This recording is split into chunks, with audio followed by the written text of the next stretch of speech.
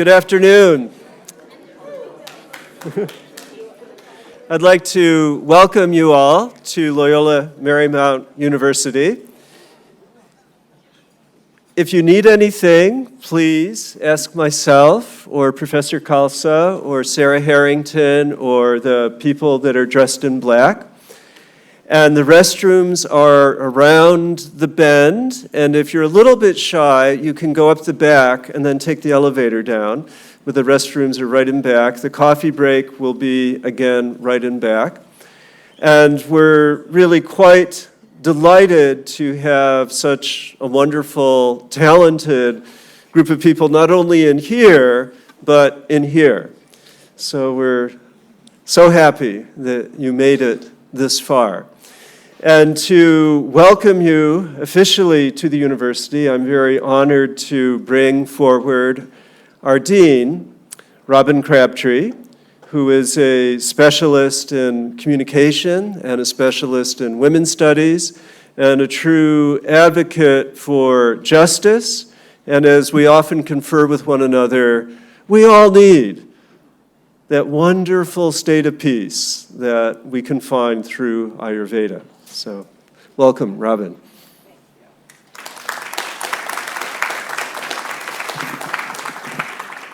Good afternoon, everyone. As Dr. Chapple mentioned, I'm Robbin Crabtree. I'm the Dean of the Bellarmine College of Liberal Arts here at LMU, and on behalf of the President, the Provost, and all of the faculty and staff at LMU, I want to welcome you to our campus.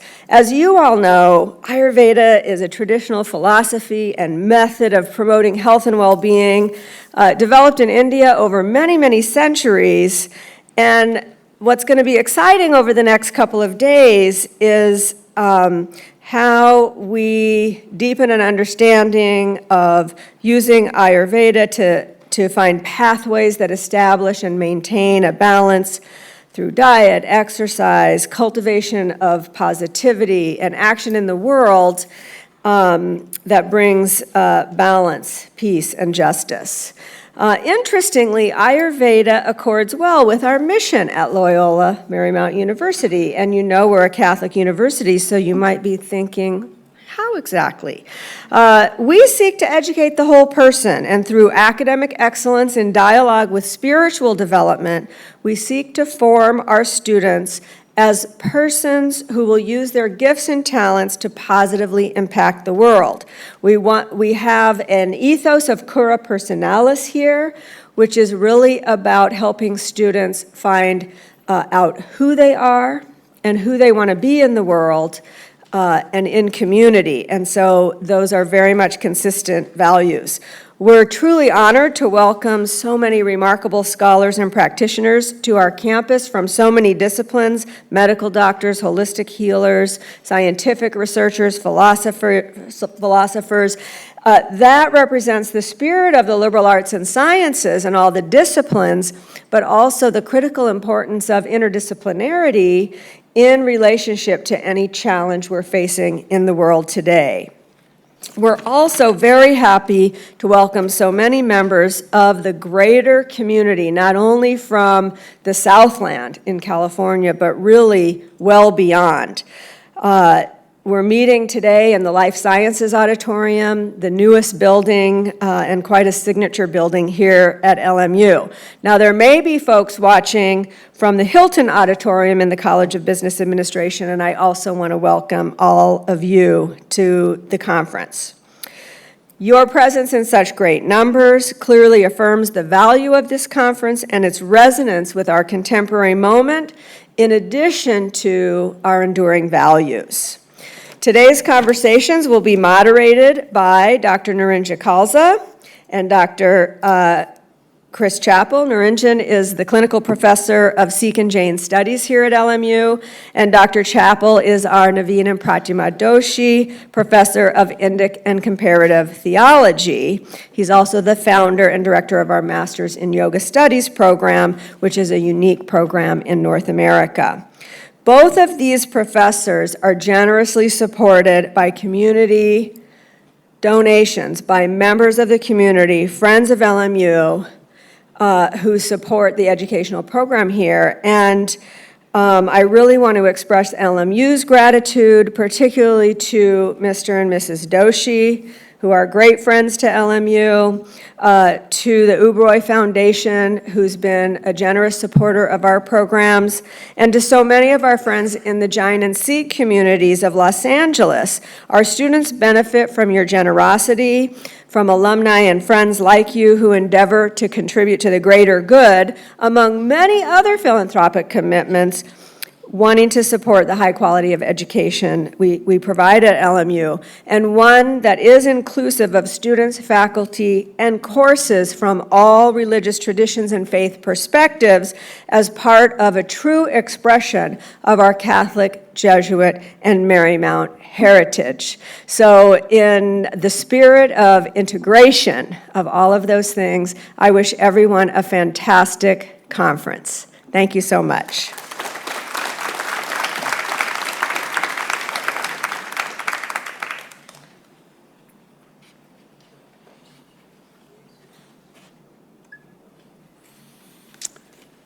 I want to say just a few words about what we teach here at Loyola Marymount University and why we have arrived at this place and time where we can really lift up and examine Ayurveda from so many different perspectives.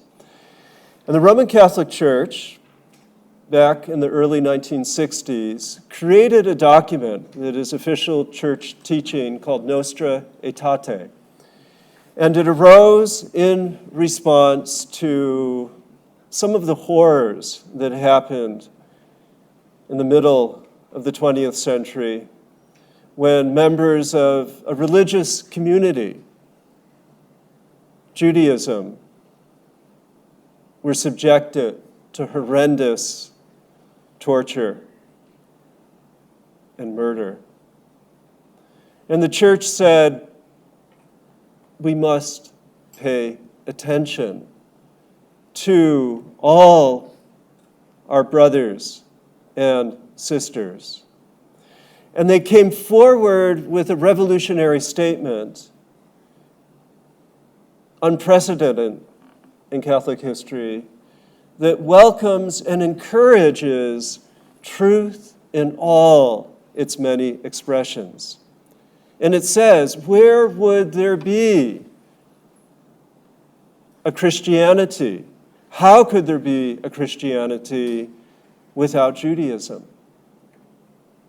How might we treat and regard our brothers and sisters in a spirit of respect? And as this conversation evolved over the couple of years in that period called Vatican II between 1962 and 1965, other people came in and they said, well, the Buddhists, they really know that life is suffused with difficulty, with dukkha. And they said, well, let's look at India and look at that Hindu faith that is so celebratory, in Catholic language, liturgical, about all aspects of the human endeavor. And they said, look at the profound devotion to one God on the part of the Muslims. And look at the marvelous social structures, virtue ethic that has been given by Confucianism. And they didn't cover everything, but that was not the intent. The intent was to open a window and to let the breeze circulate. Not only tolerance, but a place of true interest. So my own academic work started, I'll say, in high school when I fell in love with Buddhism. And then in high school, we had a full year where we studied Latin America for 10 weeks, Africa for 10 weeks, East Asia for 10 weeks, and India for 10 weeks. And it sparked something within. So going off to college, my very first semester, I started chanting Sanskrit. and eventually got around to doing all of the grammar, studied Tibetan language. And then through my PhD, I was really blessed with professors from India, from Kerala, and from Goa. 6 Sanskritists at Fordham University in the 1970s. Eventually, having trained in an ashram for many years in Amityville, New York, we finally made our way to India. And in India, so much could now be understood. The social structure, so remarkable. The openness to experience, the hospitality. And I apologize for the modesty of our own hospitality, but as you know, in India, so much abundance, so remarkable. And then in 1985, Loyola Marymount University, part of the Jesuit network, was looking for someone to teach everything other than Catholicism. So I became the Jewish expert, the Muslim expert, created courses, got to know all of the students, and in this wonderful, more than 3-decade journey, I particularly remember being on the stage at commencement in 1989, and I had taught 1 out of every 5 graduates. It was just such a feeling of intimacy. And there's nothing quite like being in a museum in Paris or New York. And you're Chris Chappell. I had you in school. It's been just an incredible gift. And along the way, what we have managed to do is to be part of a program for bringing international scholars. And it was the visit to Gujarat University with Dr. Yajneshwar Shastri that brought me to the Doshis. And the Doshis have been with us here at LMU for many, many, many years. And we've been working together to create programs such as this. And tomorrow afternoon, we'll have the Doshi Bridge Builder Award honoring John Hagelin. Our first honoree was Zubin Mehta. Rather, that was our second. Our first was Deepak Chopra. And we've had Venerable Thich Nhat Hanh, Dr. Vandana Shiva, so many. Dr. Houston Smith, the professor of world religions. And it's just been really such a joy. And then expanding out with the Uberai Foundation, co-creating with the Sikh community and the Jain community, the chair, the clinical professorship of Jain and Sikh studies. So a couple of years ago, we did music. Last year ago, we did a conference on spiritual warriors, headed by Professor Nirinjan Khalsa here, who you will get to know a little bit later. And in doing this work, we have also done a great deal of outreach to the wellness communities. As I mentioned, I studied classical yoga with a woman from Calcutta, in fact, in Amityville, New York, with my wife, Maureen, who is here. And we were living these remarkable ways of being the best we possibly could within the world. She had been part, as had Mr. Doshi, part of the Gandhian salt marches. And she, from childhood, had trained in a storefront ashram in Calcutta.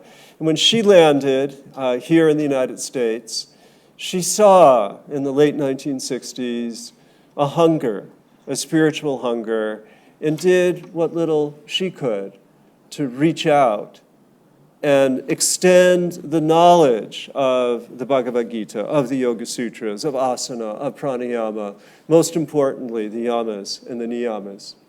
For 25 years, we had a vegetarian restaurant, which is sort of living Ayurveda.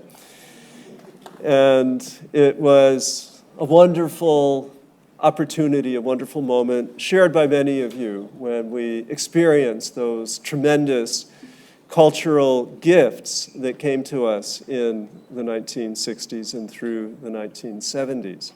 Now, landing here in Los Angeles in the 1980s, it's a little bit of a dry period. Okay? There was less interest in things of Indian philosophy. There was a great emphasis on materialism through the 1980s, but in the 1990s it began to change. And we convened a study group, my wife and I, at our house every third Wednesday for 5 years, studying the Yoga Sutra.